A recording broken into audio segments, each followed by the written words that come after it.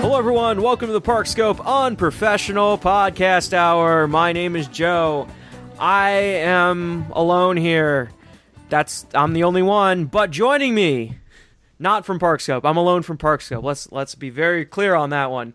Joining me is Kenny from In the Loop. Kenny, how are you doing? Hey, what's up, Joe? How you doing? Thank you. You owed me one, and I called it a favor. Yeah, you called down to the In the Loop farm team. Normally they got to call me up to the majors over there. Yeah, so talking about farm team, I got an ESPN alert the other day that one of the Indians, like AAA ball players, was called up, and he was at his best friend's wedding and sent the call to voicemail for the first time. Oh boy, fail! So I just got that. I'm just laughing. So when you're talking about that, I'm like, oh man, that's great. I don't know what the guy's name is. I just remember seeing that, and I'm like, yeah, that's. Yeah. And you never will, apparently, because he missed his chance. Womp, womp, womp. Yep. So how are you doing, sir? I am fantastic. I'm enjoying a nice beverage from Goose Island, the experimental brew. I've never had this one before. What kind of beer is it? This amber lager combines citrus, spicy, and herbal hop notes with a balanced bready malt body and bright bitter hop finish. I'm not a huge lager fan. That's the only thing. But yeah, it doesn't sound bad. I'm not generally... Same here, but Goose Island just usually doesn't mess up in my book. So yeah, but you're also local.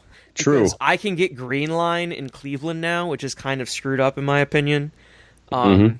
Especially since that was supposed to be like the ale you could only get on the Green Line to promote like environmental responsibility and like community and, you know, public transportation. And now it's like, yeah, you can get it everywhere and it's brewed in New York. It's like, what? Thanks, InBev. But today, actually, I had a Stone IPA. It was it was like, not Ruination, but it was like a single IPA. It was about 10%.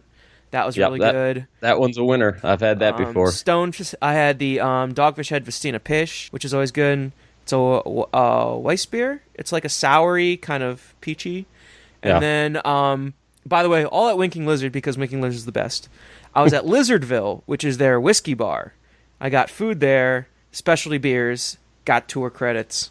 Went right next door.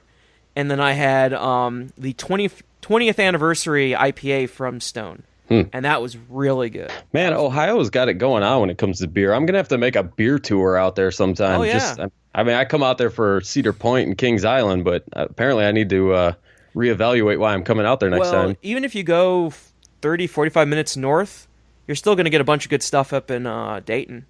Yeah. I really don't know about Cincinnati's brew scene. There's Rankgeist down there. They have, remember where there was, I forget what's there right now, but remember where Bubba Gumps used to be at Kings Island? Yep. That area? Behind that, there's that bar. Mm-hmm. That's where they have a bunch of Rankgeist beers, or someone's beers are there now. I want to say it's Rankgeist, and all craft beer, really good. I don't think it's Rankgeist. I think that was last year. This year it's something different, but it's still really good. You know, I went down to the food truck festival at Kings Island this year, and the beer selection was disappointing to say the least. But they did have Yuengling, which happens to be one of my absolute favorite beers, and I can't get that in Illinois. You just can't buy it here. It's not available. So whenever I go somewhere, it's like a novelty for me. I understand. Which for you, that's like nothing. You can just go get it. Well, we didn't get Yuengling until maybe about 2011, 2012. Okay. So it's still pretty new to us. It's coming here soon. I was talking to the guy at Binny's Beverage Depot. Oh, I know Binny's. He's like, oh, yeah, man, trust me, you're not the only one. We get plenty of you guys coming in looking for it, so it's going to be here within the next year or so. My buddy used to live in Chicago. He just moved to Arizona. So it makes me feel so happy to hear that Yuengling, his favorite beer, is going to come to Chicago right after he moved away. Yeah, yeah, go ahead and tell him. Because I've started seeing it popping up. Actually, it was on a menu at a restaurant about a month ago, so it's already starting to leak in here and there, but it's just not quite available yet. Like, can't just go grab it. It's a good beer, but I wouldn't go for it normally. I mean, Yeah. That's, you know what, to be honest with you, part of me is kind of actually bummed in a way that it's coming here because that's going to kind of spoil it for me. it's not Like special anymore. right now, the only time I get it is when I go to Ohio or Florida. Those are the only times I ever get it. And so I go nuts over it and everybody's like, what the hell are you doing? There's so many other good beers. And I'm like, but it's Yuengling. That's why I like Cigar City so much, is I can't get a lot of that stuff up here. I have to go to Universal, carry a lot of Cigar City, or even Disney. Yep. But yeah, you need to come up. I'll take you to a bunch of places in Cleveland and Columbus. Yeah, hoof-hearted. Yep. We got Market Garden Brewery in downtown Cleveland. We got great. So there's like this little brewery, street in Cleveland, and it's West 25th. Is it West 25th? Something like that. I think it's West 25th, and it's right where the Market District, the West Side Market's at. And it's right across the river from downtown Cleveland. And right there's a brand new brewery they're opening. I forget what it's called. Then there's also Market Garden Brewery, their production brewery, and their sales room. Great Lakes has their brew pub distributor, like their main brewery and a store. They have like 3 or 4 other small breweries and maybe 4 like other really nice beer bars there. And cool. If they don't have taps, they have amazing can selections, and it's really solid. I guess the most important question is, how far is this from Jacobs Field? Oh, you could see it. You can see Jacobs Field across the river from that location. Actually, if you're at Market Garden Brewery, you can they do train like a bus. Oh shit! Well, there we go. I mean, that's a ballpark I got to check off the list. I'm trying to get them all. It's like a 2-mile walk, so it's not even that far. Like I did it with Lane. We walked. I mean, it's still a walk, but it's not that bad of a walk. You just go over a bridge. Yeah. So, yeah. And Jacobs Field. You want to talk about beer at Jacobs Field? Beer at Jacobs Field. They have Great Lakes. They have Fatheads. They have Brew Kettle. They have do they have any other one? I know they have those at least. And then they also have a whole entire 2-story bar with a bunch of rare beers. Like, not like rare beers, but pretty common local beers, including a bunch of ones that you can't get anywhere else. Like this is the only other place you can get them on tap. And then they also have a bunch of really good food. Like they have Melt there, they have Barrio, which is this great tacos place. Wow. It's so you got to go. Real quick, and then I guess we could probably talk some theme park. But yeah, that'd be nice. So I was just down in Kansas City and just went to this. I went to a Royals game, and by the way, Indians are leading the Royals right now, 5-2. Nice. The 6th. Just nice. Are they playing down there? Are they? No, they're at Jacobs Field, I believe. Oh, okay.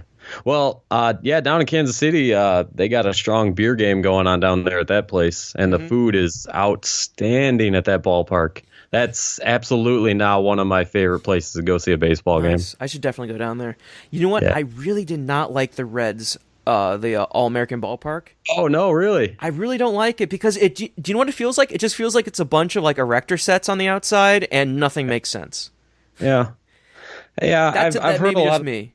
I've heard a lot of people explain or describe that place as kind of a cookie cutter park, but I don't know. I've been there a couple times, and it's always everything's super clean, super neat. They got they have like a fresh produce section. That's fair. My problem is the layout. Like when you're in like the concourse area, everything doesn't look great, and it's so confusing to get around, and it just doesn't look nice. Compare that to a lot of other ballparks. They're just gorgeous, or like Wrigleyville are so old and kind of decrepit in their own unique, beautiful way. This just looks like, early 2000s architecture. It's really boring. But they have those smokestacks in the outfield that shoot flames whenever there's strikeouts or home runs. Yes, they do. I'm an artificial kind of guy. It doesn't take much to entertain me. Fair enough. Yeah, that's a good point. I need to get out to Kansas City sometime. I need to go more ballparks. That's my problem. I mean, Kansas City's got an awesome ballpark and outstanding barbecue. You can't really look for much more. So we have Michael Simon opened a barbecue place in downtown Cleveland. That's pretty solid. Yeah. So, yeah. Gotta come. Just saying. Yeah, I'm gonna have to. Anyway, Rock and Roll Hall of Fame's out there too. Yeah, we should probably talk theme parks. Yeah, we'll just keep going. We only talked the past 10 minutes about anything else but theme parks. Sorry, guys. So, wow. You're gonna be getting all sorts of angry tweets and all sorts of messages. They love us. Probably Forget mostly this be guy. my coughing and my allergies going on right now. So let's start off real quick. Mean Streak closed about a week ago. A week Friday. Yeah, Friday. Yeah, it closed on Friday. Yeah, a week ago Friday. They did some last runs, like 4 o'clock or something. Was it some weird time? Yeah.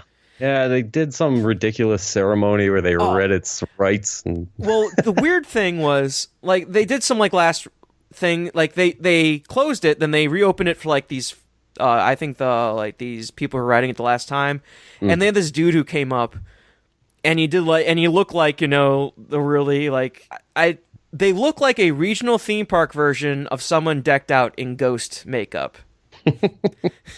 I was going to say some other words. We'll just say that. And he did you see the video of this, by the way, at all? I did not see the video. So no. the guy introduced himself and his initials are RMC. Yeah. It's like, of course. I was just trying to find the name. It was some ridiculous name. I love what Screamscape said. Roberto, Robert something the third. Yeah.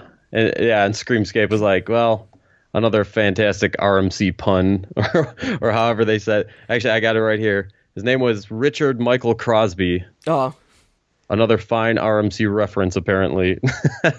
That's straight off of Screamscape. It could be worse. It could be the people chanting RMC when it was a Gravity Group. No, not Gravity Group. Was it GCI? GCI at down at Kings Island. What a disaster. Oh my God, that was a mess. And we have more. We have another announcement coming up in August. Guys, a little late. I know. Yeah. We're having 2 capital projects. Okay. That sounds good. Well, I'm excited for Mystic Timbers. Oh, look. Over at In the Loop, I'm the resident GCI fanboy, and so I lose my mind over anything that GCI does. So the fact that next season, in all honesty, is going to be kind of a strange off year for new roller coasters anywhere in the country. There's really not many big ones going in. The only 2 real notable ones are both GCI down at Kings Island, and then there's the other one going to Busch Garden Williamsburg. So, I mean, I'm happy with that. I'm cool with that. I mean, I guess we'll see what happens with this Cedar Point thing. I guess there's an outside chance this could be for next year, but I don't think so. It's for 2018. Yeah, I have to think so. I've got bad news. Yeah, no. Well, if you want my honest opinion, it's an RMC, so to me, it's already bad news. I'm not the biggest RMC fan, but yeah, that's just me. That's fair. I mean, the thing with Mean Streak is that there's no way they're going to tear that thing down and build a new coaster with the weather going on right now, how it is on the peninsula, in over the winter. It ain't happening. Right. But they've already announced their capital expenditures. They're expanding the water park. They're moving a bunch of those slides they're getting rid of at Whitewater Kingdom. They're bringing them over to Cedar Point. Because really, the water park's a huge factor, especially for people who want to stay on the peninsula. So they're expanding that. I think they're upgrading the Breakers Express rooms and adding more rooms. Yeah, they're changing the name and adding new rooms and all that. I think they're doing something else to the Breakers too, but I forget what it is. Maybe I could be wrong. And then what I heard is they're moving the Slingshot over to where the old Shoot the Rapids were. Right. Yeah, I've heard the same thing. And you know what? To be honest with you, it's not the Slingshot. I think the Sky Coaster. Sky Coaster. Yeah, sorry. That sounds about right. Yeah, wrong.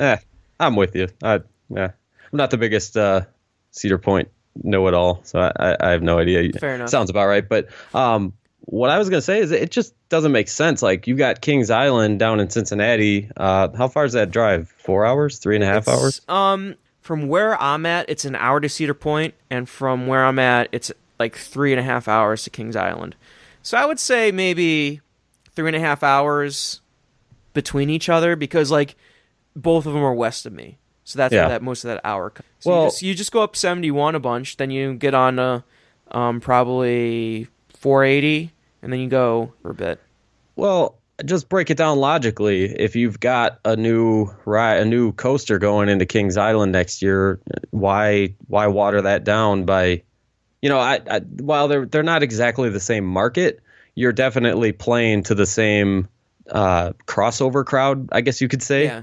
I mean, you can buy a 2-park ticket through those 2 parks, so they're definitely close enough to where you've got crossover. Why compete with yourself? You know what I'm saying? So it just doesn't logically make sense to do a giant RMC coaster up at Cedar Point next year when you've got the Mystic Timbers going in down in Cincinnati. Yeah, and plus, why compete with the new coaster you just opened up with? I mean, give that a year to like mature a little bit and have people still come out for. I just still want to see a dark ride somewhere in this area. Well, yeah, that would be great. I got the over here in Chicago at Great America. I got one of those Justice League rides this year. They're cloning those everywhere. Yeah, they are. So it's not really anything special anymore. But good for any of the parks that get those, because those are the best quality dark ride you're gonna get out of Six Flags. They're not quite on the level of Disney or Universal, but they're, for a regional park, they're pretty outstanding. So Definitely. Good for anybody that's getting those. I still haven't been on one of those, but everything looks good. It looks solid. I heard they're doing even more improvements to the next. The one out in Los Angeles, out at Magic Mountain, is getting some sort of variation where it's going to be the same ride, but they're adding in Harley Quinn.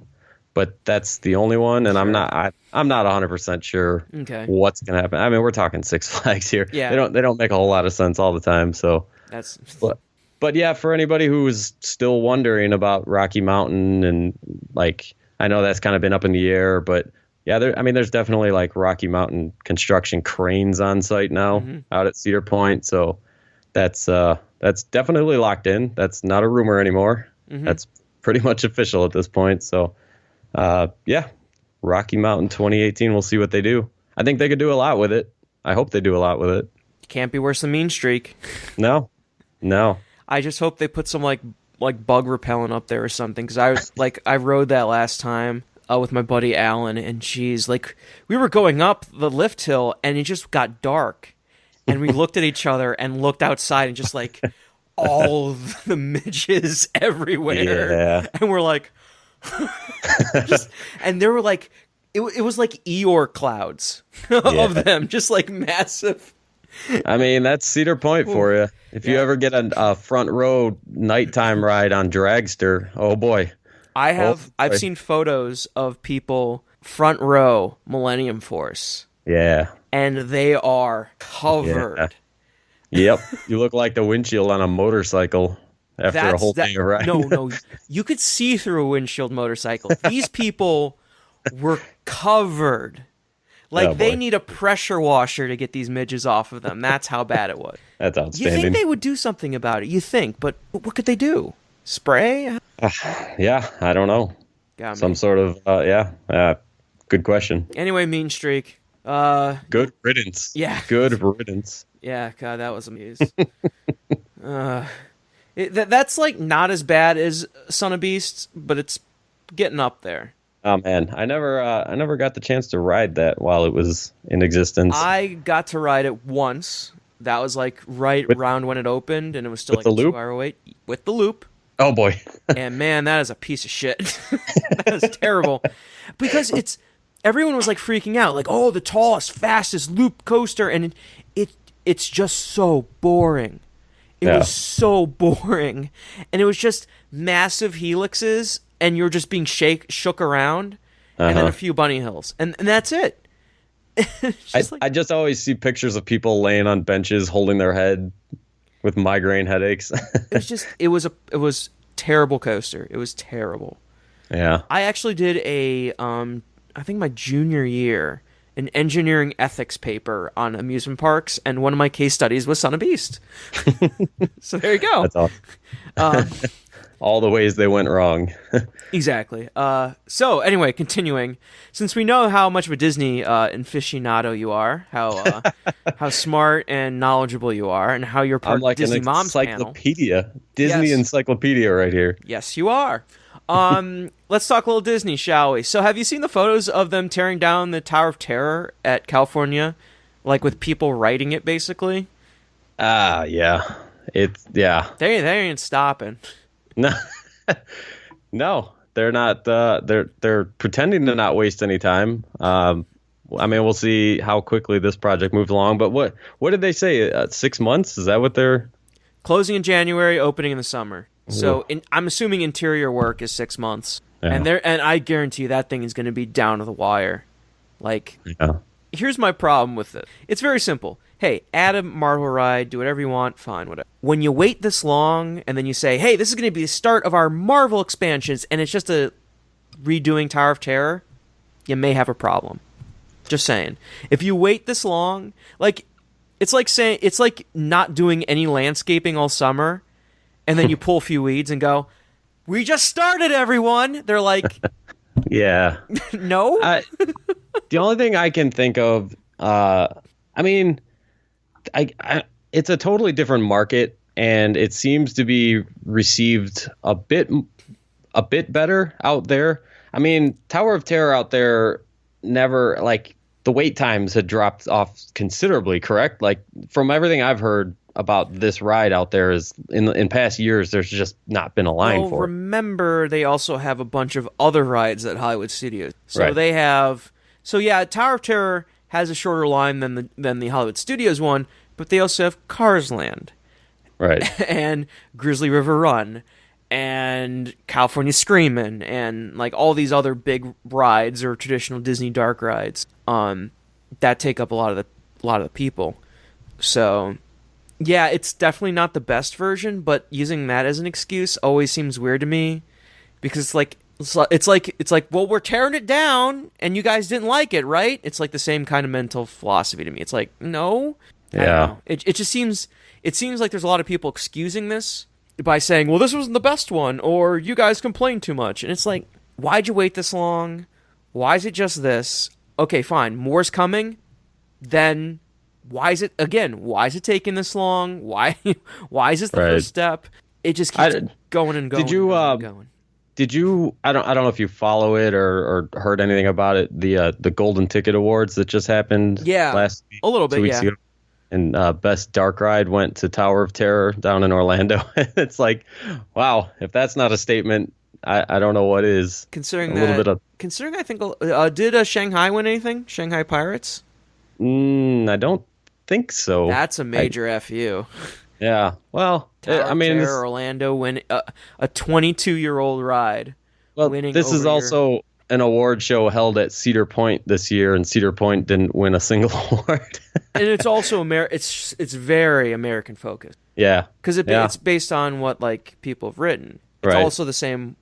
I mean, I like the Golden Ticket Awards. It's also the same awards that keep saying that Dudley Do-Right's the best log flume. Yeah, it's a flawed award show Yeah. for sure, but it is what it is. I just thought it was interesting that they decided to take that stand and, make sure they claimed it to be the beloved dark ride in the country down there in Orlando. It's pretty good. Yeah, well, that's no shit. I mean, I don't know much about Disney, but I do know that much. I did just spend a little time at that park a couple months ago and rode the shit out of that ride. So Great ride. but yeah, I don't know. The California people I've talked to, they don't seem as bent out of shape about it. So it's an entirely different market.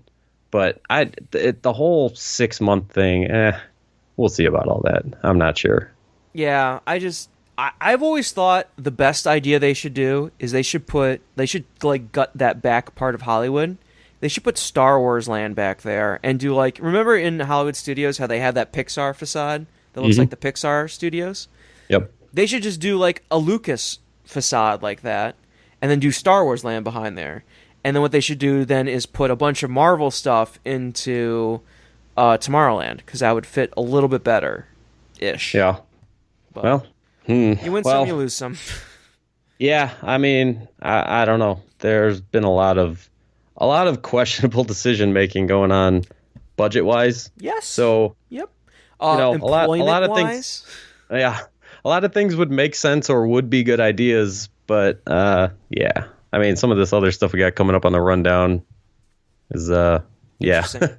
So Food and Wine started. Mm-hmm. Have you ever been to Food and Wine, by the way? I haven't, but it's something I've wanted to do so badly over the last handful of years, and I just keep hearing from everybody like, oh, there's just not a good time anymore. Like nowadays, it's just insane long lines, crazy crowds. And from what I'm hearing this year, not so much.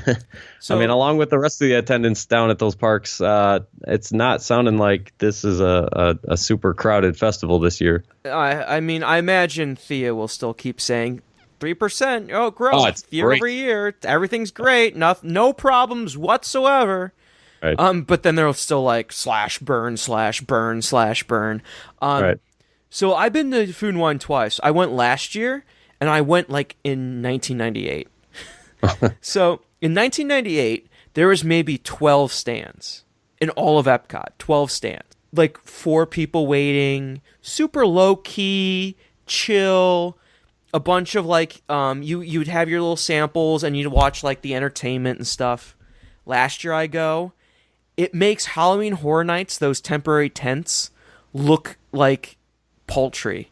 Like just everywhere was just temporary tents, temporary not POV, POS, point of sale terminals, not piece of shit, point of sales terminals, just everywhere. Just like I was walking between France and America, and there was easily 10 stations. Wow. Between there. It's like France had 2. They had another one that they always have permanent up that I was doing special stuff with. And there was like ones between the countries. Then Morocco had like 1.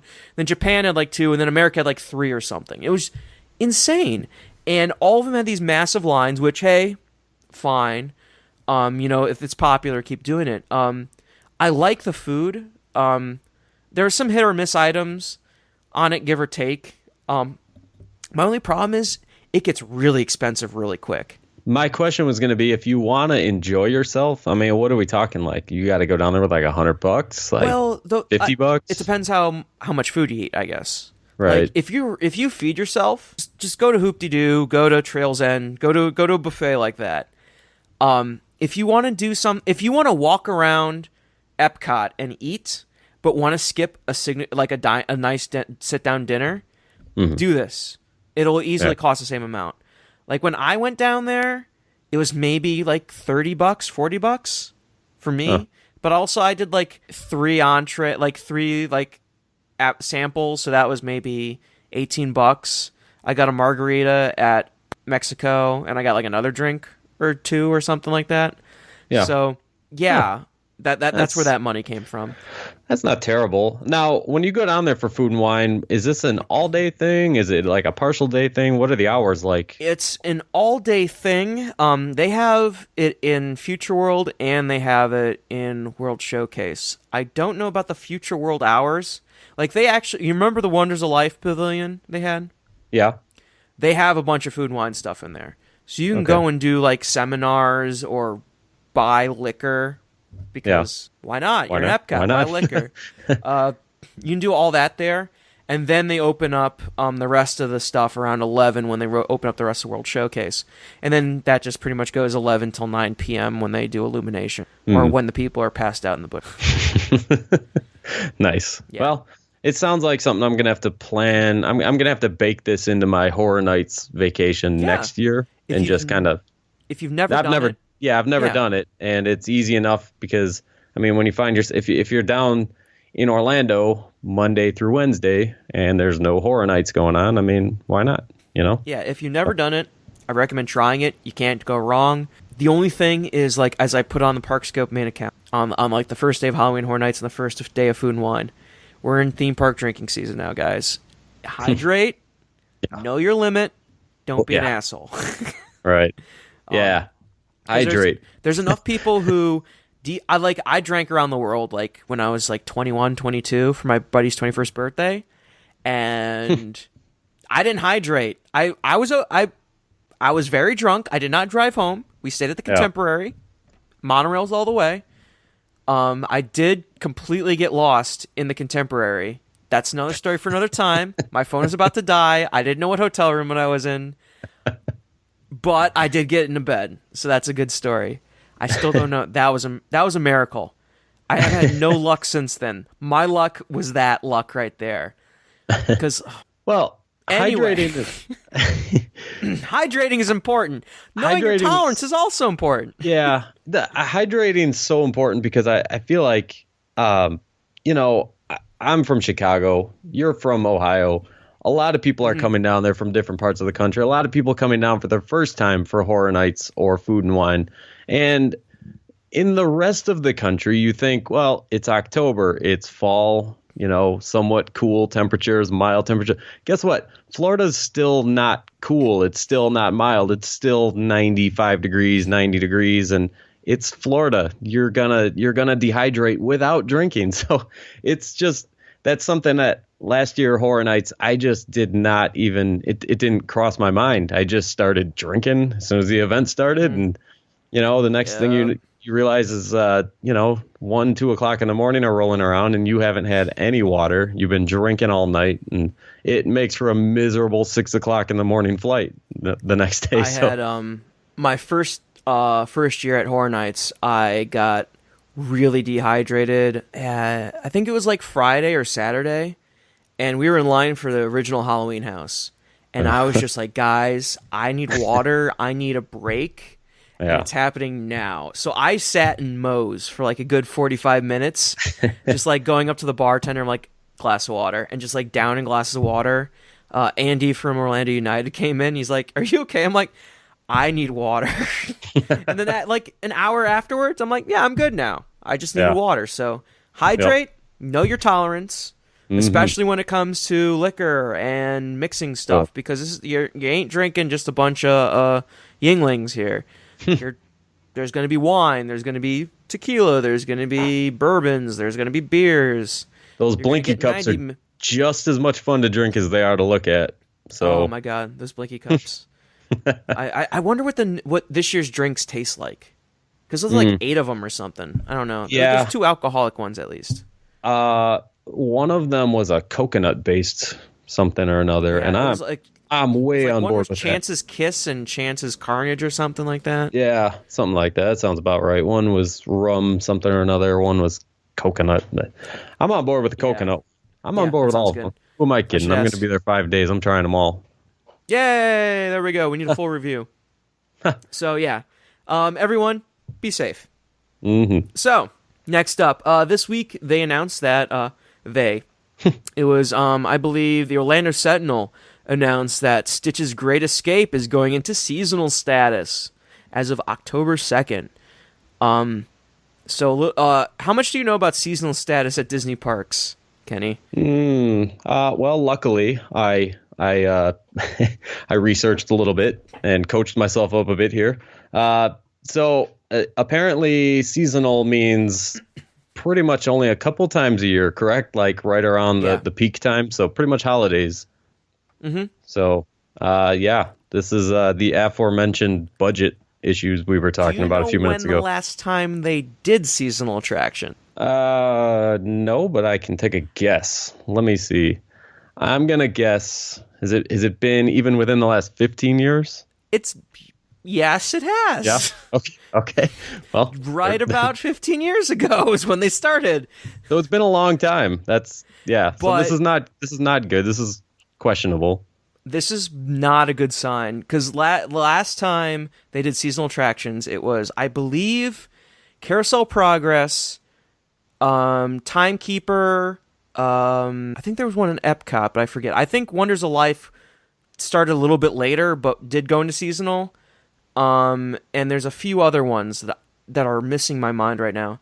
And that was part of the, oh shit, no one's coming to the parks. 9/11?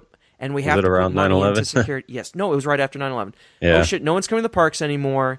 There's no tourism, cancellations, and we have to put a buttload of money into security. And they had to save their asses. And now they're closing these attractions, and this isn't good.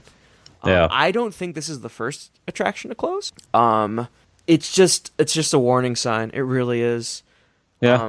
I mean, well, it's no secret. I mean, everybody's been talking about the attendance issues. You got so much going on down there right now. I mean, between Brazilian economy, between Zika virus, between, the Pulse shooting, whatever you want to put into this, continuous price hikes, at a certain point, it's going to take its toll on everybody. But it's no secret. I mean, these things come and go over the years.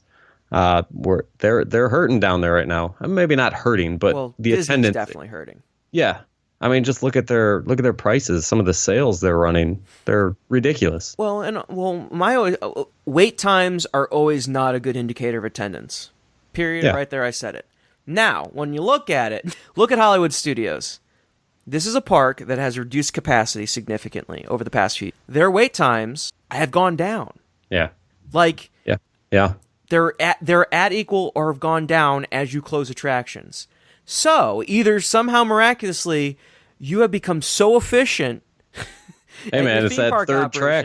Buzz Lightyear, third track. Yeah, third track at Toy Story Midway Mania really saved their asses. Yeah. Or your attendance is plummeting. Like I believe for the past few years, Disney's been kind of fudging their attendance numbers. It's come to bite them in the ass. And really, when it comes down to it, it's like, are you going to tell the truth before or after your big expansions? Yeah. If you're going to tell the truth beforehand, wow, we're only pulling in 6 to 7 million a year in these parks, and now we bumped it up to 8. Great, you get this great return on investment. Or is it going to be completely flat? Because you can't say you're getting 12 million in Animal Kingdom a year. It's not possible. You can't get 12 that's not mathematically possible. Hey, they put them nighttime hours in, but they pulled them right back off. Well, So I also they weren't believe doing that well. they may have kept the nighttime around a little more if they had Rivers of Light. Yeah, Which I was they going did to say not. that never showed up. Yeah, I mean, look, as much as with everything else that's going on, you're talking about a resort that is under construction seemingly everywhere. So that's also got to play into it. We joked about it a little while ago. I'm not the biggest Disney guy. I don't know a whole lot about it. And I've got to be honest with you, being somebody who's not super familiar with Disney, it's gotten to the point where it's kind of confusing. If you don't know what you're doing with Disney, going to Disney is not the easiest place to go to. I'm just going to be upfront about it. I mean, I'm not a total idiot. I can figure things out, but it's not like going to a lot of theme parks. That place is become pretty confusing, and I have to think a lot of the older generations that have been going there forever, try explaining to your grandparents the way that their fast passes work. You know what I mean? Your friends, me. Try and explain to me, please. Somebody explain to me, because I don't go there and I look at it and it's like, wait, I gotta book this. How far out? How do I book this? It's just a lot of things go into this, and I just think it's got to be catching up with them. I mean, that's what stuff like this is a sign of. It's just catching up with them. I think another thing I keep saying is that you can't advertise. I'm sorry, like FastPass Plus, say what you want about it. There's good things to it. There's bad things. I think there's more bad things personally, but you can't sell that as a benefit. No, it's a cop out. It's a cop out. You don't go to a theme park so you could book things. Right. That's like, no, you don't know. That is dumb. Right. It's like, I'm going to go to this theme park because I can book things and be completely fine. No, people go for rides. You don't build rides, you don't get people. And, I've heard stories about Walt Disney World laughing at Universal during the recession, going, why are they building stuff? That makes no sense. They're idiots. And then Harry Potter opens in 2010, and they just like go, and we're still seeing that go on right now. Like, how much money does, like, I heard a story that at Wizarding World of Harry Potter in Hollywood, like each wand keeper, like the people who do the interactive shows, like each shift they do, they bring in like $10,000 to $12,000 worth of sales. Wow. And they have 2 rooms, and that's like just a few hour shifts. Like, you have shops that are bringing in $40,000 to $50,000 of sales. Now they're printing money over there. Disney can't. Exactly. And then Disney's like, I don't know, we got Avatar, I guess. Cars Land, we got some drinks with marshmallow stuff on. I mean, like, I like Cars Land, but they dropped the ball. Anyway, can't advertise infrastructure improvements as attractions. Doesn't work. Anyway, back on topic. Now they're in a bit of their own recession, and now they're gonna have to build through their own little recession. And definitely. They have to. Like, that's their only option right now. You have to. Oh, yeah. And instead, they're cutting back to seasonal schedules. So, yep, not the right move. Definitely. So Universe Energy. Let's talk about this real quick because we've been talking a while. We only 40 minutes, but Universe Energy has been announced that they're going to be going into. Well, actually, they haven't announced yet. It's heavily rumored they'll be closing soon for a new indoor roller coaster. That's what we know. That's what I've been told. So I believe that a indoor roller coaster is coming to the Universe Energy area. Now, here's where we all start diverge. Some people are saying it's Guardians of the Galaxy. I have problems with that because of the Marvel contract with you can't advertise it really anywhere between you can't advertise it 300 miles around Orlando. So that means you can't even advertise in Atlanta. So think about that. You can't advertise on park maps, Guardian of the Galaxy or Marvel or some of the characters. They may not be able to use the characters. So they'll be tiptoeing very carefully around this. And we're not even getting to the point of Epcot is adding a Guardians of the Galaxy attraction. Like, we're just going to ignore that part and just say, I don't think it...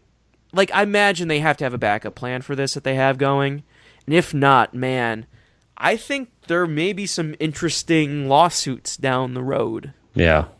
Well, I mean, look no further than Guardians going to Tower of Terror out in California, but not here. I mean, yeah, Yeah.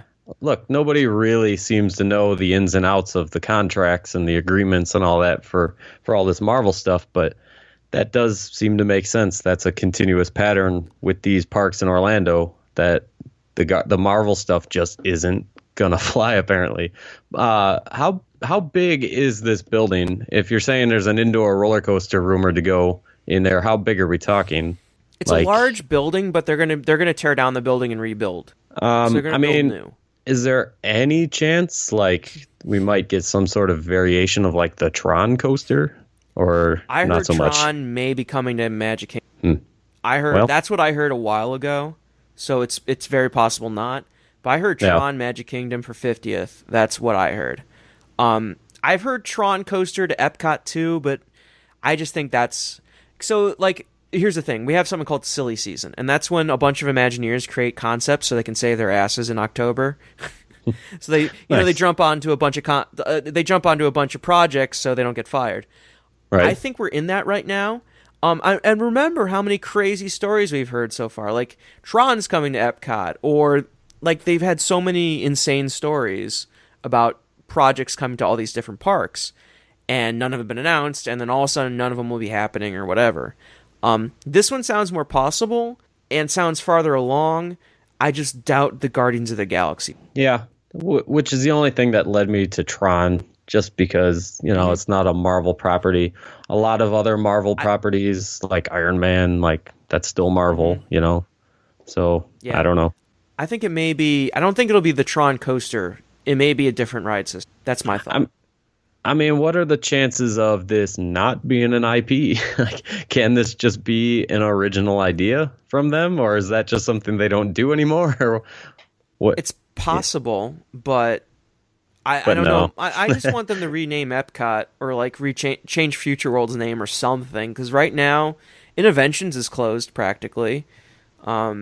Imagination's dead. Universe Energy's 20 years old now. I mean, it just keeps going. Anyway, so enough with Disney. Thank man, God. I need another drink now. Jesus. Yeah, you keep grilling me on Disney. I'm gonna need another beer. There you go. So you pretty much maximize Universal my knowledge right there. So yeah, let's talk Universal. There you go. So Toothsome opened today officially. It's been in previews for 3 months now. Forever. Not 3 months, 3 weeks, 3 or 4 weeks. Yeah, it feels like forever now. Yeah. Excuse me. I think it was since mid-August it's been in previews or something crazy like that. Sounds about right. So they opened today. They're going to be open for lunch hours tomorrow because a bunch of people are like, "Why is it open for lunch?" So it's getting rave reviews. Some people are saying it's the best meal they've had at Universal. I'm more interested to try it now than I was before because I had lactose intolerance. So an ice cream place did not sound great to me. It's milkshakes, great. I'm gonna fart everywhere and be bloated. Great, that sounds like a wonderful time. Do they sell themed Lactaid in the gift shop? It'll be just like the actual Willy Wonka factory. Burp. Yeah, burp, I you just idiot. exclude. Yeah. Oh, Fart, Gene Wilder, Joe, rest in peace. fart. Yeah. What a bummer. So I think we're gonna try and go there, like both of us. Yeah, I don't think we're gonna try. I think we're going to, and it's probably Okay, yeah, gonna be good plan. glorious. Looking at the menu, I see enough things to go back every day that I'm there. I don't think I'll do Hmm. that, but easily could. Uh, yeah, I mean, from everything I'm hearing, like the menu is legit, like a Bible for God's sake. Like this thing's huge. Doesn't it have like a hard cover? So Yeah, it does. yeah. Oh man. People tried Yeah. stealing it. You you Yeah, did? they got turned away real quick. No, I didn't. The Oh, people. I haven't been down there. I didn't try. I'm okay. not an idiot. But like people try to steal the Trader Sam's menus and sell them on eBay. So the managers are stopping them as they exit. Boy. It's like, what's under your poncho there, sir? So, yeah, I'm hearing really good things. I hear the tachos are really good. I hear that bread that you want to try is really good. The I chocolate want to bread. try the duck flatbread because the duck flatbread. Yeah, yeah. I see mean, right they have here a they have bunch of really black good. they have black and tan onion rings, which see normally anytime I see anything black and tan, like I'm on board, but this menu is so crazy that that's actually like a boring option. So, yeah, I'm really excited about going here. This flatbread, Yeah, barbecue chicken flatbread just looks, oh God, looks so good. All these things, yeah. the drinks. And they have they have a bunch of really good mixed drinks, like beyond just like you want your chocolate martini, like they have more than just that. They have like a Moscow Mule that has chocolate in it or something. They have a bunch of good stuff. So I want to try that. They have a chocolate stout that I hear is really good, but I'm not really a stout guy, but we'll try it. I'm also pretty excited. anyway. One time while down there, I'm gonna go there for brunch. That's just gotta happen with their Well, they serve all day waffle. brunch. Is it all day? That's an all day brunch thing? Oh, Yeah, I just thought all okay. day. I thought they just had like brunch and then they move into lunch. Okay. Okay. Well, Nope. You want to well- go there at 9 p.m. and get a waffle? You can go there at 9 p.m. and get a waffle. just like Waffle House. Well, okay. Yeah. Well, I'm gonna stick with my excuse because that'll just give me a reason to go for breakfast and then I can go There back you for go. dinner. But yeah. So waffles and drinks, nice. I can't Waffles, wait. drinks. The only weird thing is like they close before Halloween Horror Nights does, because that seems like a great place for a bunch of people to go to like the bar afterwards. Because I Yeah. think like NBC Grill Brew closes with with City Walk at like 2. Right. So I don't know why they're open later. Like they close at midnight or 1 or something. Yeah, but I think most Whatever. of the nights we're gonna be there. Isn't Horror Nights until 2, or is it It's just still 2. 1? Okay. Well, 2. Yeah. yeah. 6 I to mean, they 2. can't stay open all morning, so Yeah. Good. otherwise I'd be camping out there. I'd do Horror Nights and then just hang out at Toothsome until early entry. Well, it's 2 already. I might as well stay up the rest of the time. Just bring me some chocolate coffee and we're good. So Horror Nights. Horror Nights. Tonight starts week 2 of Halloween Horror Nights. Have yeah. you read any of the reviews yet? I have. stuff? I'm not the kind of guy who worries about spoilers too much, so I've been watching Horror Night coverage like it's my goddamn job. I mean, ever since Employee Preview, I've been watching and talking to people and trying to get, some thoughts and opinions here and there. Overall, it seems pretty awesome. I'm hearing a lot of, it's not 25, but 25 was 25. But overall, I mean, I'm not hearing too many bad things. I'm not hearing too many surprises. There's a couple surprises, like a few things that I'm kind of surprised about. But yeah, overall, it sounds like it's going pretty well, especially for being in its first week. So, how about you? I'm impressed by 2 things. One is The Walking Dead is getting a lot of good reviews for some odd reason. Yeah. Like surprisingly. And also Academy of Villains. Yes, that's one of the surprises. Yeah. I'm hearing really good things about that. I'm not a dance kind of like guy, and I saw a bit of it, and it doesn't seem my jam, but it does seem well produced. Right, and I'm with you. I'm not a dance guy either, but what kind of caught my eye was the first time I heard. I didn't realize, and I don't think anybody really realized. It's tied into. Now I'm drawing a blank here. What's the Shady Brook. Yeah, Shady Brook. Like, it's tied into Shady Brook, and it's got that storyline and everything. And from what I'm hearing people say, they're like, holy cow. Like, maybe it's because I didn't expect this to be good, but it's really awesome. It's really worth checking out. So, hey, if it's another good thing added into the night, then so be it. I'm hearing pretty mixed things about Bill and Ted, unfortunately. Some really good. That's every Bill and Ted. Right. Yeah. That's what I was going to say. You got to kind of take it with a grain of salt because it's just going to be whatever your taste is. I've only seen one Bill and Ted. I've only been last year. Last year was my only horror night. So, okay. I've only got that to draw off of. But if you're asking me for my honest opinion, last year I didn't think Bill and Ted was the best show there. I thought Jack's show was the better show. But yeah, I agree too. That's okay. So also 2014's Bill and Ted was it? They themed it around the neighbors, the fraternity next door kind of thing. So everything was like fraternity related, so everything was like all the pop culture gags were sort of tied into like the helping the fraternity. Like Walter White came out baking cupcakes for like the fraternity, and like they had like got one of the Game of Thrones characters like trying to rush like the house, you get the whole idea. Right. So like everything held itself together better. And also it had this unifying theme of the magic bands also. Nice. So that helped. So that was a very special year. But yeah, 2015, last year's Bill and Ted has grown on me. I like it more than I liked it the first times I've seen it. It's still not bad, but yeah, Carnival of Carnage was where it was at last year. That was such a good show. It really was. So, one of the big surprises for me, and I guess the better way to put it, not so much a surprise, because I was a little bit on the fence and wondering how they were going to pull this off to begin with, but I'm not hearing the best things about The Exorcist. Like, I'm just hearing that it's not executed well. I'm hearing worse things about Texas Chainsaw Massacre. I got to be honest with you. I'm not surprised with that. As much as that's a bummer, like it's in a sprung tent. They can't use chainsaws. I mean, there's going to be a lot of sound effects going off, and I'm hearing the same, but I'm also not so surprised by that. I got to be honest. That's one of my lower hyped houses for me. So yeah, but. The ones I'm looking forward to are like the originals, except Chance. Yeah. Krampus, American Horror Story, and Halloween. You're not looking forward to those? No, I am looking forward to those the most. Oh, yeah. Okay. Sorry. Well, the originals, minus Chance, Right. Okay. I got you. And Krampus, American Horror Story, and Halloween. Sorry. Well, the good news is those sound to me like the winners. Those 5 exactly, actually. Horror Story, I'm hearing a lot of really good things about that. Like to the point where, without having seen the event myself, like that sounds like the winner so far, like the leader in the clubhouse.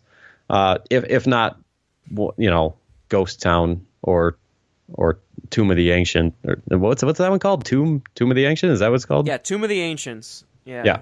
Let me pull it up. I have the our friends at Orlando United actually did a housing. Oh man! So they actually released the podcast today, and it's that like a 2.5 popped up in my podcast. feed, and it's a doozy. 2 hours and 40 something minutes. I didn't get a chance to listen to it yet. So everyone go listen to that.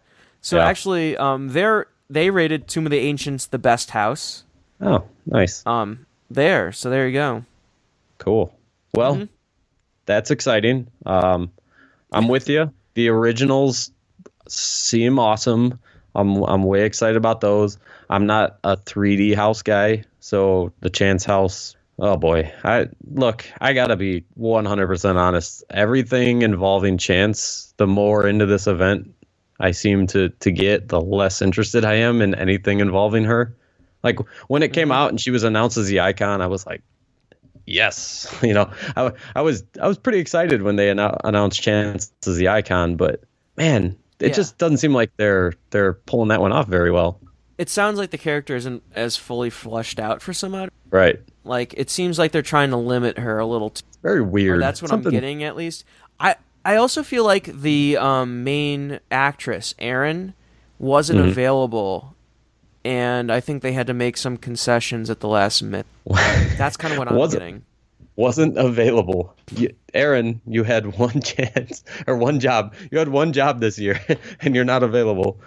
Some fishy's going on with the whole chance thing. I don't know what it is, but it just doesn't seem right, and it's kind of a bummer. But it sounds like the event's strong enough without her being the main focus of everything, to where it doesn't seem like it's hurting it too much. Let me ask you this: which of the scare zones are you looking most forward to? I would say, excuse me, yawn. It's been a long day at work. Oh shit! I had to go to Winking Lizard afterwards. I'm looking forward to Vamp 55 the most. Really? Myself, and then probably Dead Man's Wharf. Cool. I'm not. What I'm seeing of the Survivor die is not interesting me at all. Right. But that may be because it doesn't seem like what I liked about the Purge there. And what I liked about what they did with what was there last year, the Halloween celebration one with the escaped convicts from Shady Brook. Yeah, I forget the exact name. Yeah, of it. I know what you're talking about. Yeah, so those man, stupid Mike texting me. Stop texting. Those were like insane, like a bunch of people running around. Just craziness going on, especially the Purge had some good stuff, and then the Shady Brook Scare Zone last year. There were just so many scare actors doing like not even scary stuff. They were just doing stupid stuff, like the lady who would just stand and stare into the light for like 20 minutes, and people would walk around her, or the dude who was eating like a park map. And some guy just was holding a dead severed hand and just waving and smiling creepy as you leave the land. And then you have the chainsaw people too. Right. But it was just so good. And now I look at it and I'm like, eh. Well, from what I've heard about Survivor Die, like I actually heard somebody give a tip this way, saying if you walk through and you're unimpressed, turn around and walk back through the other way.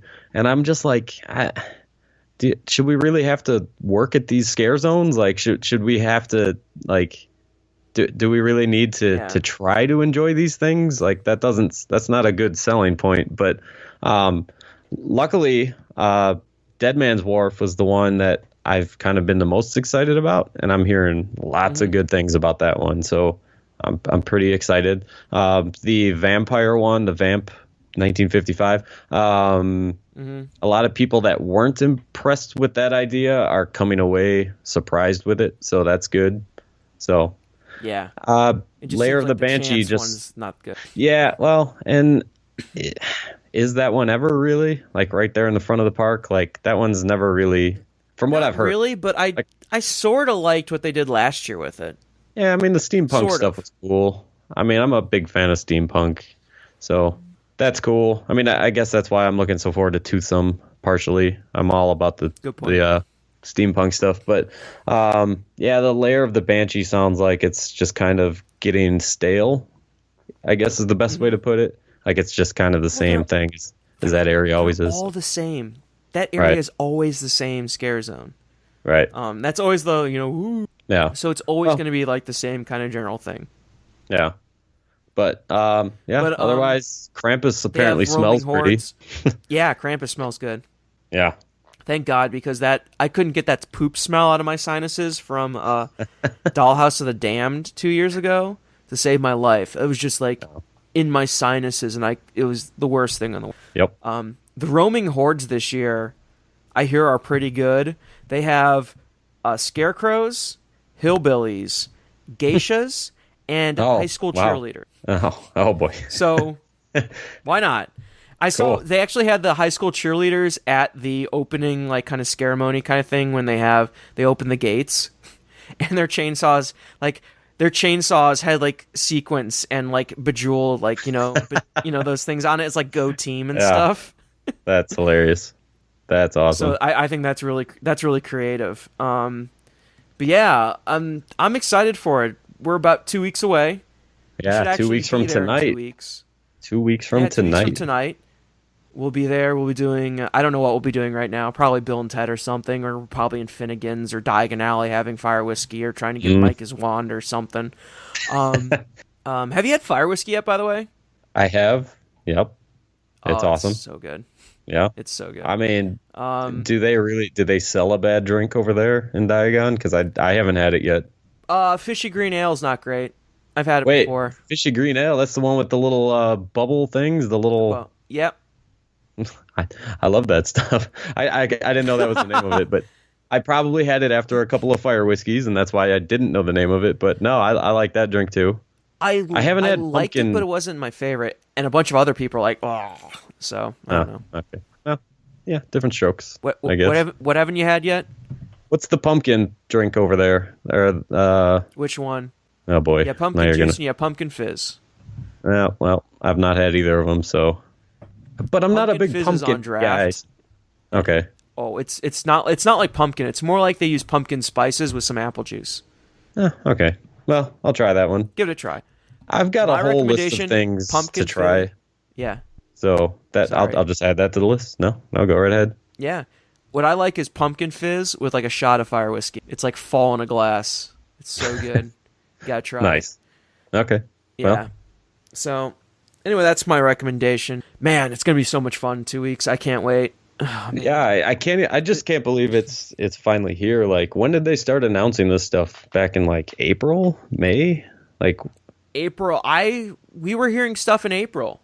yeah. I heard a near full list in late spring. Yeah. And I knew we had already had Texas Chainsaw Massacre and what else? The Exorcist were announced real early. Those two were announced really early. And then they waited a while and then they announced a few other, like Krampus was announced and then some other random ones.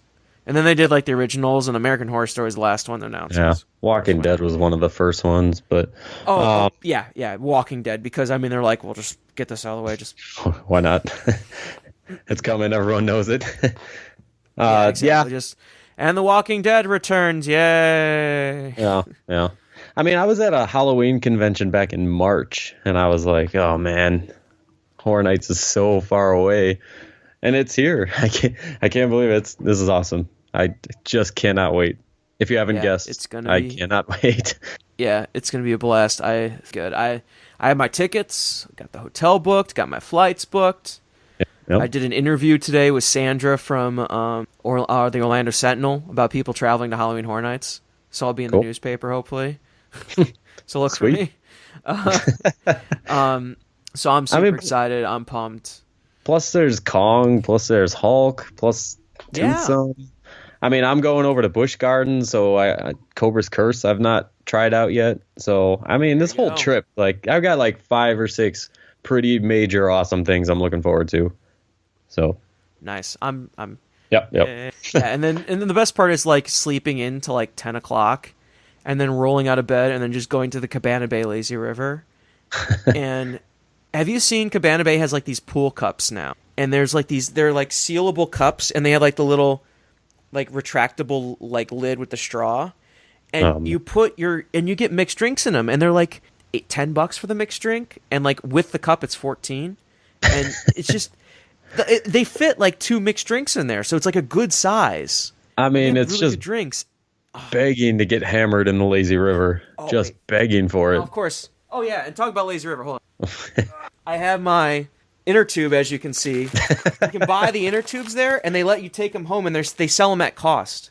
Did you know this? No, I did not know this. So like a 22-inch inner tube on I was looking on Amazon, like what's like a 22-inch like these little plastic handles cost?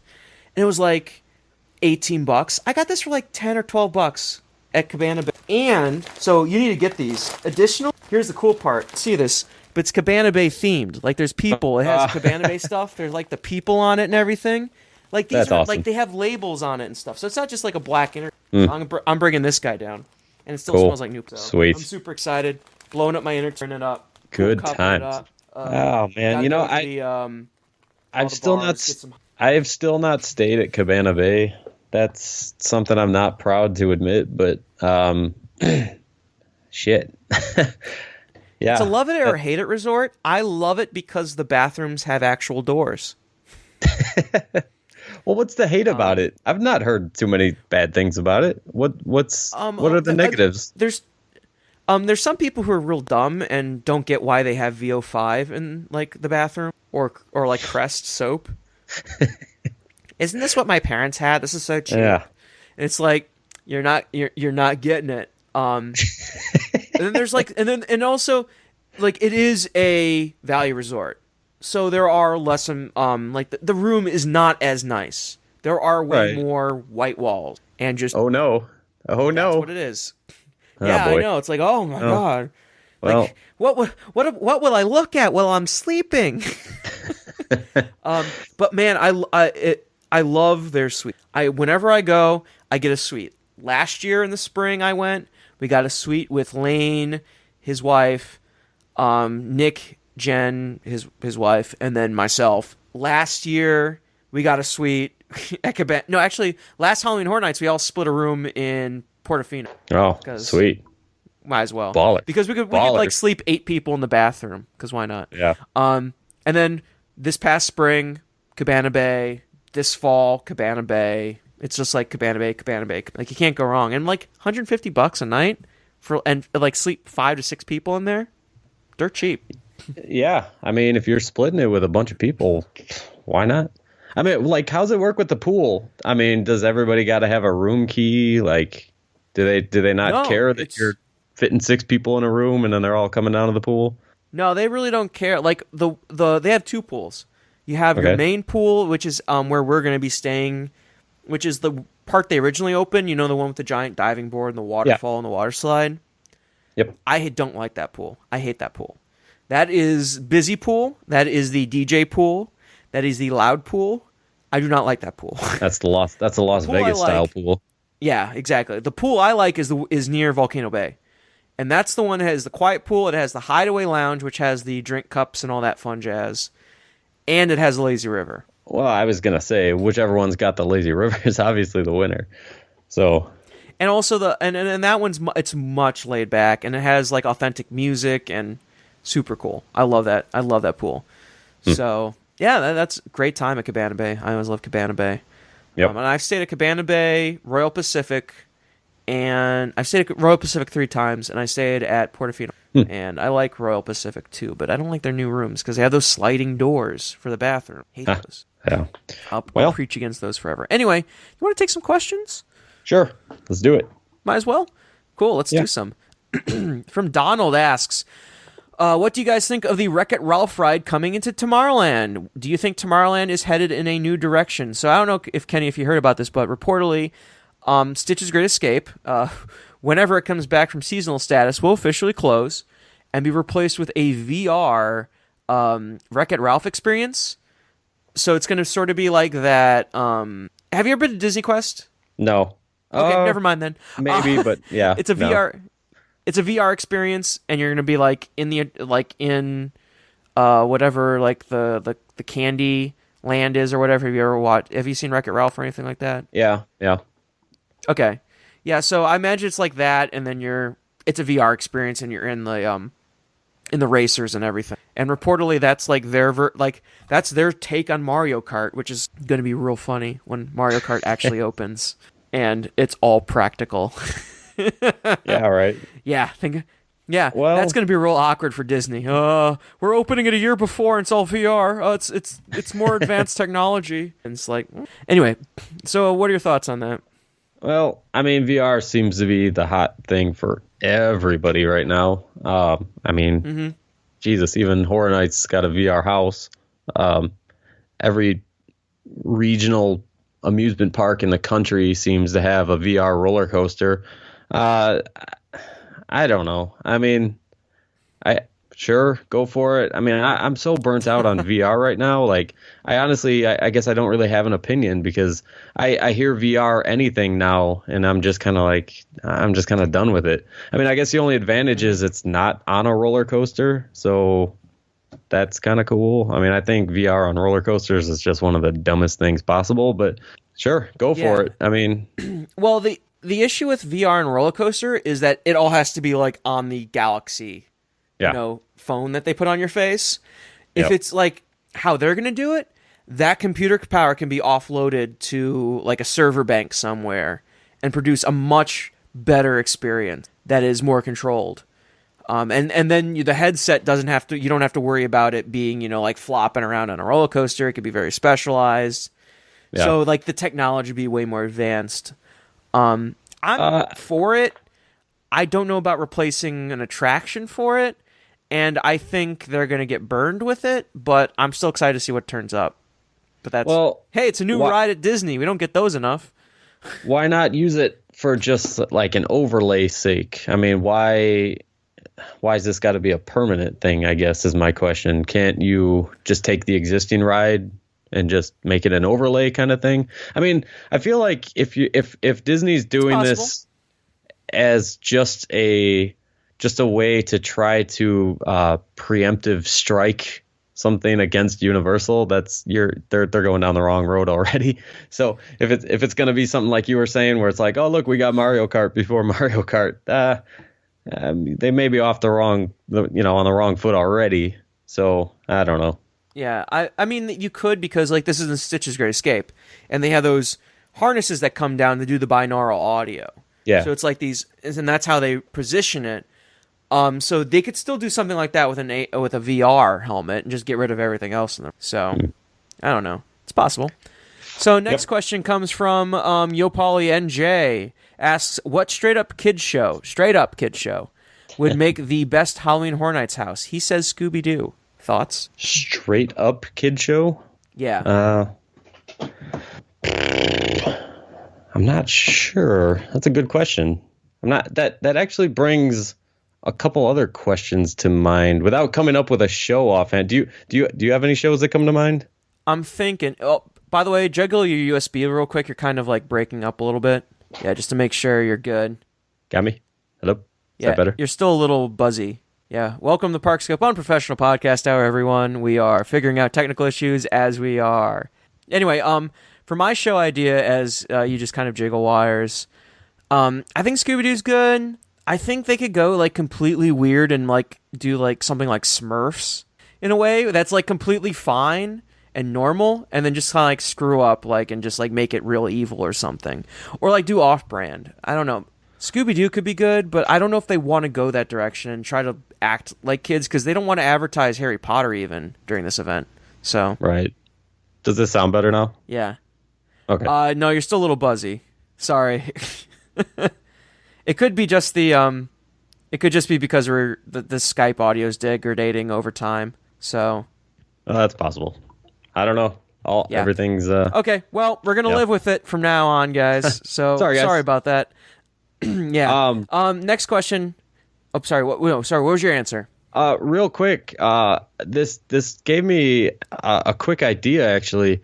Do you think Universal would ever consider taking Horror Nights to the other park with more of a family style kind of Horror Nights? So like you've got your classic Horror Nights in one park, and then like more of a like do your crazy friendly to kids kind of house or two. I don't know if that makes any sense. Halloween Horror Nights at Islands of Adventure before, and I think they've split it between the parks before. Right. But like do like a new event in Islands of Adventure, like especially with what they've done with Hogsmeade at Universal Studios Japan. Right. Like how they brought the Dementors out and stuff. I think they could. I think they could do that, but I don't see them selling it as a new event. I see them offering it as part of the daytime. Yeah, that's true. Also, or offering it at night for free as part of the daytime, so you don't get people confused buying tickets wrongly or something. Yeah. I mean, I'm only thinking like just for the sake of people that have kids that otherwise wouldn't come to the event, but now all of a sudden it's like, well, maybe the parents can bring a kid down and go to the one park that's a little more like family friendly, but then if dad wants to sneak off and go to actual Horror Nights, go for it. Yeah. I don't know. Do you know what I'm going to do, Kenny, real quick? Yeah. I'm going to hang up on you. I'm going to recall you real quick because you've like really sound terrible now. Okay. I'll call you back immediately, and I'm just going to hum The Girl from Ipanema, the wait music, and then we'll be right back in a second. So I'll hang up and I'll call you back right now. Cool.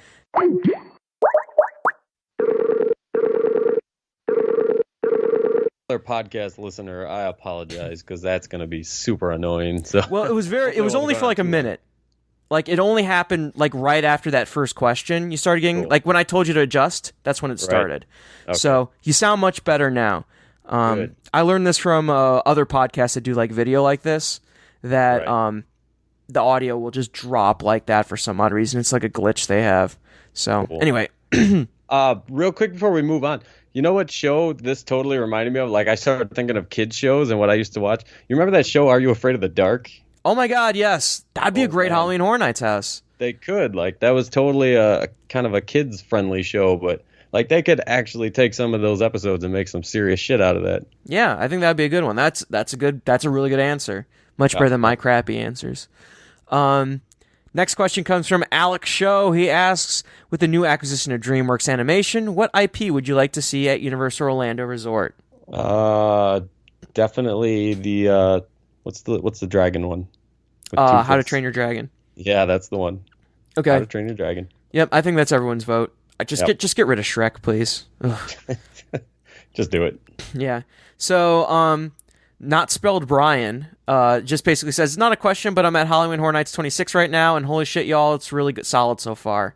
And he says Halloween 2 is legit, so thanks for rubbing it in, because we're not there right now. We are. But guess what? We will be, and probably won't be then. So yes, exactly. Joke's going to be on him. Next question comes from CW FAUBION.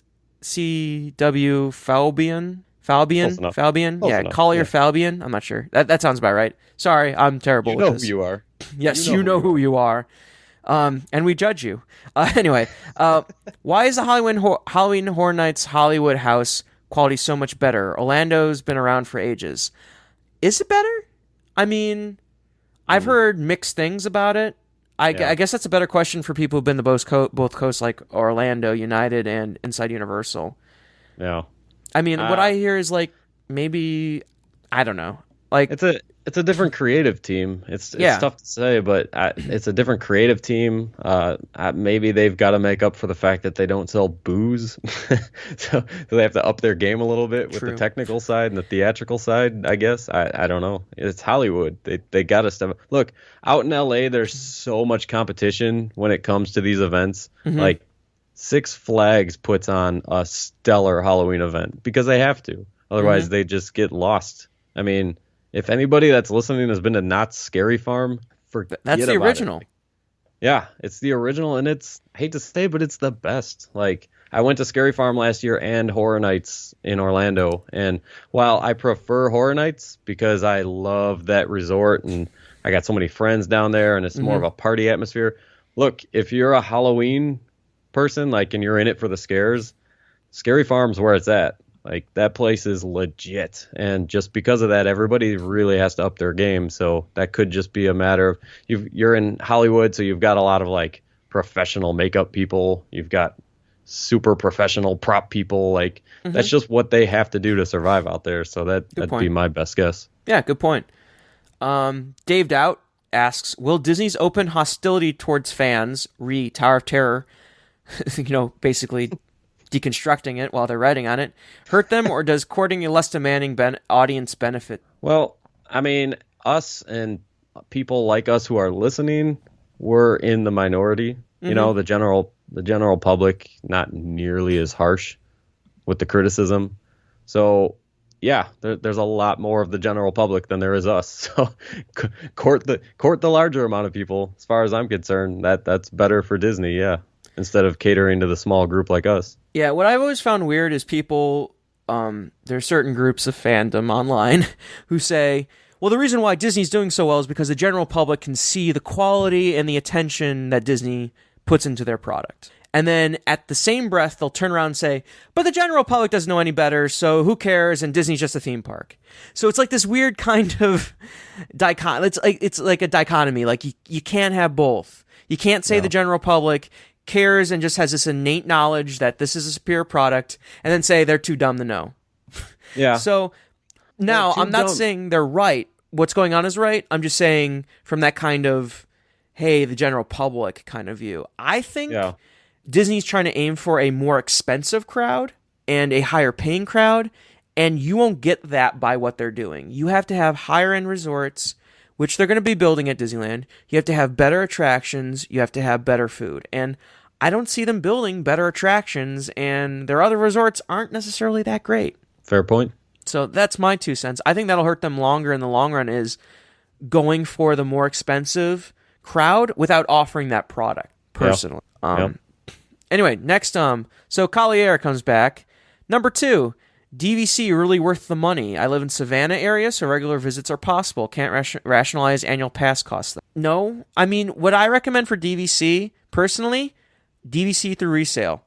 Go buy some cheap DVC points online. I think like a bunch of really good places like back up their sales and stuff. And you can get like DVC points for dirt cheap.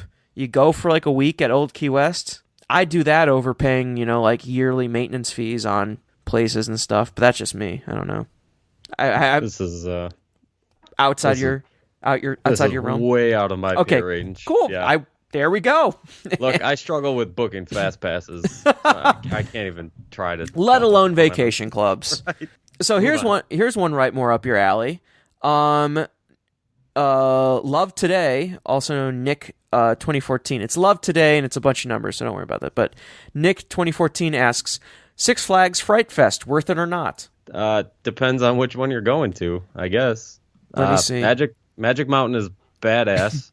As I mentioned before. Mm-hmm. I've been to the one down in Atlanta, and it's pretty cool. But that's just also a really good park. Great America up here in Chicago, no, it's not worth it. I'll just be honest with you. I don't know. It's pretty hit or miss. I mean, it's Six Flags. You're going to get out of Six Flags what you get out of Six Flags. So, I mean, you can buy an all Fright Fest wristband for like skipping the line for like $28. So, it's budget, just like, it's economy, just like buying a Six Flags season pass. You're going to get the good rate, but you can't expect to complain too much because you know what you're getting into. Yep, I understand. I tried checking out her profile. No idea where she's from, so never mind. Depends. I guess the best way to look at it. We said if you're at one of those 3 parks, there you go. Yeah. Otherwise, I can't help you. Mike Perry asks, if Nintendo goes to the third gate, what is E.T.'s finger and ride glowing away for? Nintendo's coming to Universal Studios Florida. There's gonna be attractions coming. That's what's going there. It's been planned. I imagine there's gonna be new Nintendo stuff coming to the third park because why not? I just don't think it's gonna be until the third park opens. I think they want to get this open as soon as possible, and I think they're gonna open both Tokyo and Florida at the same time, especially with They said they want to get Tokyo open before the Olympics, especially with that whole entire Mario closing ceremonies thing. Having the Mario Park during... Oh, man. I mean, that would only make sense. Yeah, exactly. Why wouldn't you? That's a bold prediction, both at the same time. It makes sense. You heard it here, guys. Joe's bold prediction. Sure, yeah, the bold prediction. It's not as bold as like people saying that Avatar is going to have like an expansion the day they open or something, because it's going to be so popular. Next question comes from Kevin Korinsky. Asks, what IP do you want back at Park 3? So I assume by back, he means IP that's left the resort. Or Universal. So like retired old attractions brought back, if they brought something back. Jaws, I guess. Isn't that the obvious answer? I don't know. Maybe. I mean, Jaws. Clearly they need to bring back Murder, She Wrote. They brought back Kong already. They're not going to do Hanna-Barbera. Ghostbusters? Are we bringing Twister back? No. No. Okay. Ghostbusters. You have Back to the Future. Back to the Future. The Wild Wild West Stunt Show. Conan the Barbarian.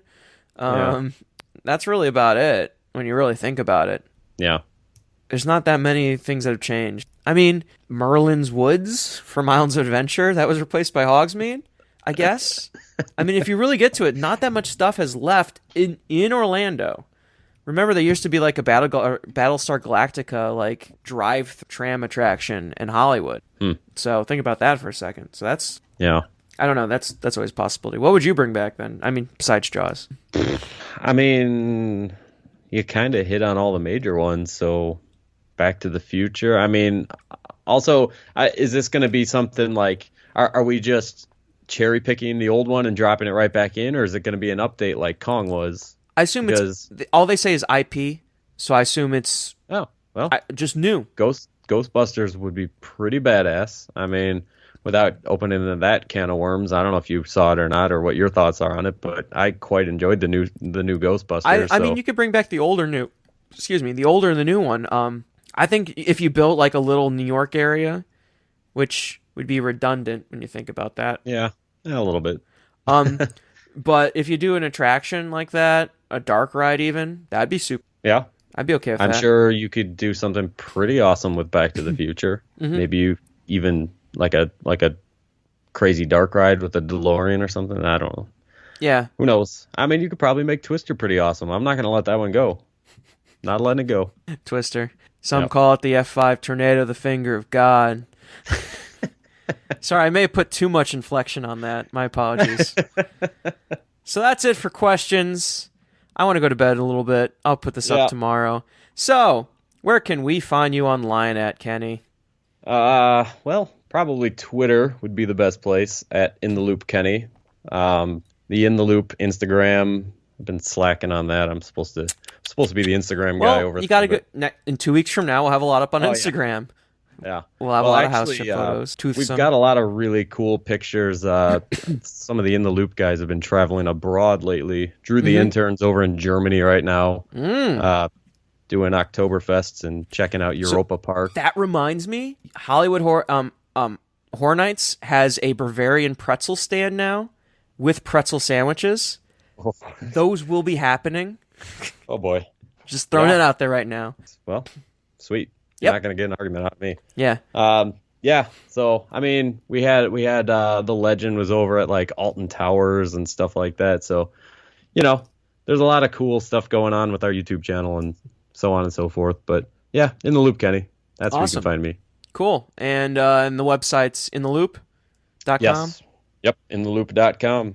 Cool. Subscribe to the podcast on the old iTunes.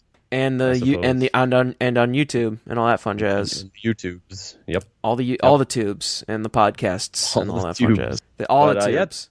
Thanks for having me on, man. Looking forward to hanging out a little bit over the course of our time down there. I'll be in Thursday till Monday, and you're getting in a little beforehand, so we'll definitely hang out. We'll have a good time. Hang out with everyone and chill and have a good time and go to Toothsome and drink beers and watch Bill and Ted and go through shows and all sorts of fun stuff. You can find all of us at parkscope.net. You can find me at Parkscope Joe on Twitter or Parkscope on Twitter. Go subscribe to us on iTunes and leave us a review. We haven't checked those out recently. Be nice to us. Sometimes we like to post them on Twitter and just like nice things because why not? Because we're like, oh, someone wrote something nice about us that isn't like, these guys are idiots and they hate Disney. It's like, oh, okay, thanks, guys. So, thank you, everyone. Thanks for sticking with us. We're only an hour and 10 minutes away from beating the Orlando United podcast for this week. Unfortunately, I have to go to bed. I mean, can we fill another hour and 10 minutes? No, we cannot. No. Well, our Halloween Horror Nights review podcast will probably be 3 hours anyway, so especially if we get Sean on there. Oh, jeez.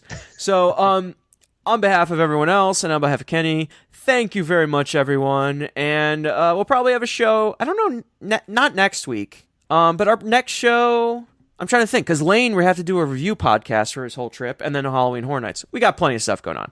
Anyway, Kung Loosh, everyone. I love everybody, hate everything, and we'll see you guys next time.